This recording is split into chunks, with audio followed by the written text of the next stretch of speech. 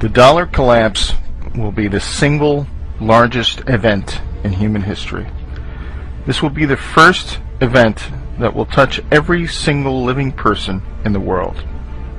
All human activity is controlled by money. Our wealth, our work, our food, our government, even our relationships are affected by money. No money in human history has had as much reach in both breadth and depth as the dollar. It is the de facto world currency. All other currency collapses will pale in comparison to this big one. All other currency crises have been regional, and there have always been other currencies for people to grasp onto. This collapse will be global, and it will bring down not only the dollar, but all other fiat currencies, as they are fundamentally no different. The collapse of currencies will lead to the collapse of all paper assets. The repercussions to this will have incredible results worldwide. The dollar is the world's reserve currency. It supports the global economy in setting foreign trade, most importantly, the petrodollar trade. This fuels our corporate vampires that acquires and harvests the wealth of the world. The corporate powers suppress real assets like natural resources and labor to provide themselves massive profits. The fascist statists, collectivist model provides the money into the economy to fund an ever-increasing federal government. That government then grows larger and larger, enriching its minions with jobs to control their fellow citizens. Finally, to come full circle, the government then controls other nations through the military-industrial complex. This cycle will be cut when the mathematically and inevitable collapse of the dollar occurs. In order for our debt-based money to function, we must increase the debt every year in excess of the debt and interest accrued the year before, or we will enter a deflationary death spiral. When debt is created, money is created. When the debt is paid off, money is destroyed. There is never enough to pay off the debt because there would be not $1 in existence.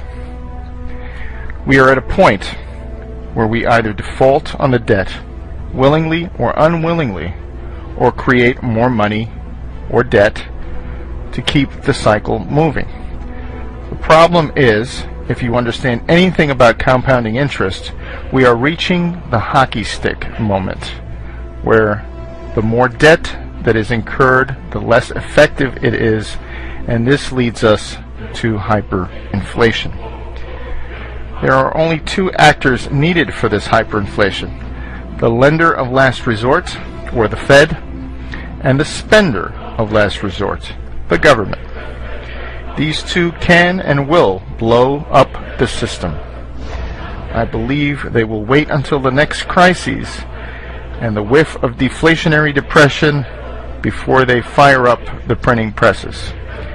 That crisis is coming very soon, at the end of the summer or fall.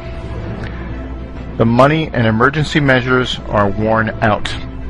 The fact that none of the underlying problems that caused the 2008 crisis have been resolved. The only thing that has happened is that instead of corporate problems, we now have national problems. In this movie, Greece will play a role of Lehman Brothers, and the United States will play the role of AIG. The problem is there is nowhere to kick the can down the road, and there is no world government to absorb the debt yet.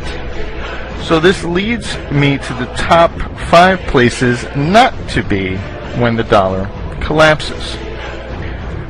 Number 1, Israel.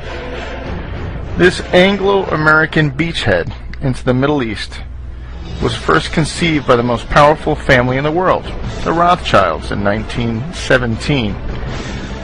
The Balfour Declaration said that there will be a Zionist Israel years before World War II, and the eventual establishment of Israel. Israel has not been a very good neighbor to its Muslim nations, and has always had the two biggest bullies on the block at its back. When the dollar collapses, the United States will have much too much on its plate, both domestically and internationally, to worry about such a non-strategic piece of land.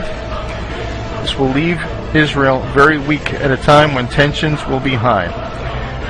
This very thin strip of desert land will not be able to withstand the economic reality of importing its food and fuel, or the political reality of being surrounded by Muslims. Number 2, Southern California. The land of fruits and nuts turns into battlefield Los Angeles. 20 million people packed into an area that has no water, and thus food is not good, to say the least. Throw on top of the huge wealth disparities and the proximity to a narco state, and this does not bode well. We have seen riots from Rodney King. What will happen when the dollar is destroyed and food and fuel stop coming into this area? People will get desperate and do crazy things, especially when a huge proportion of its citizens are on antidepressants. If food and fuel cannot get in, what about Prozac? At a time when people's worlds are falling apart, they lack the ability to deal with this new paradigm. If people come off these drugs too fast, they will suffer psychotic breaks, and you will have thousands of shootings or suicides. Number 3, England. The land of the Big Brother and former empire of the worldwide slave and drug trade will suffer heavily. The stiff upper lip that the British elite ingrained into the sheeple will not work anymore as the British population explodes. The human character will sacrifice and unite for a foreign enemy, but not if the enemy has always been the elite. The Anglo-American Empire may pull off another false flag to distract its population, but I feel this collapse will happen before they pull it off. This will make all eyes point at the British elite as solely responsible for this catastrophe. We have seen massive riots for soccer matches with hooligans. What will happen when this island with very little food and fuel gets cut off? Number 4, New York City. Another large urban area living too high on the dollar hog. There is little doubt that all of the wealth in New York City, New Jersey, and Connecticut is derived off of Wall Street wealth. The savings and investments of the whole nation and much of the world flows through this financial capital.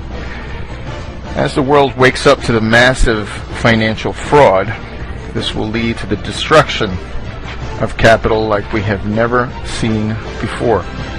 This will have tremendous effects on the regional economy as people driving in Mercedes suddenly wonder where their next meal is coming from.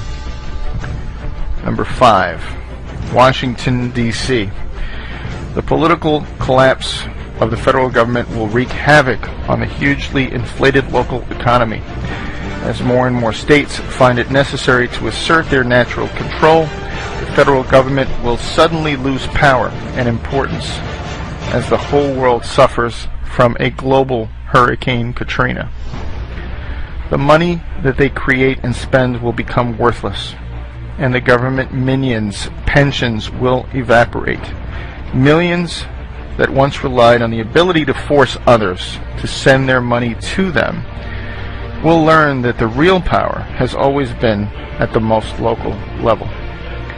Massive decentralization will be the answer to globalization gone mad.